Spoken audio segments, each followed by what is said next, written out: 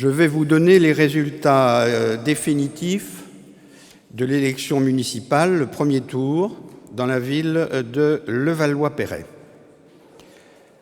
Avant de vous donner ces résultats, je voudrais dire un grand merci, un immense merci à tous les agents de la ville. Ils ont en effet assuré dans des conditions difficiles la bonne tenue de ce premier tour.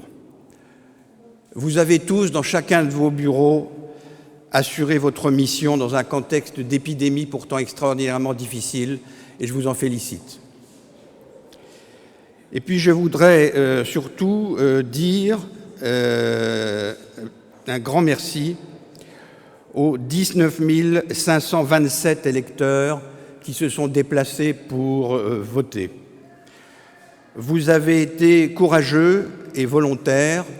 Grâce à vous, ce premier tour a été un grand succès pour notre démocratie.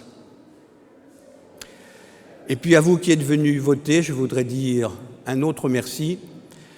Merci d'avoir donné à Agnès Potier-Dumas et à sa liste Levallois au cœur une large avance. Vous avez choisi son enthousiasme et son expérience. Vous avez eu raison de lui faire confiance. Je suis sûr que vous la lui renouvellerez au prochain tour de scrutin. Les autres listes ont obtenu les résultats suivants.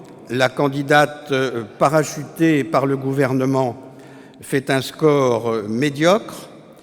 La liste Levallois maintenant et demain a obtenu 2880 voix, 15,03% des scrutins exprimés, soit 6,60% des inscrits. Face à cela, la liste d'Agnès Potier-Dumas, dont j'ai parlé tout à l'heure, Levallois au cœur, a obtenu 6 627 voix, 34,60% des inscrits. Avec 20,79% des exprimés, l'opposant historique fait son score habituel et sans plus. La liste Levallois d'avenir, pourtant inconnue il y a quelques mois encore, fait une belle percée, puisqu'elle fait jeu égal avec les deux listes précédentes, avec un score de 2728 voix, 14,24% des suffrages exprimés.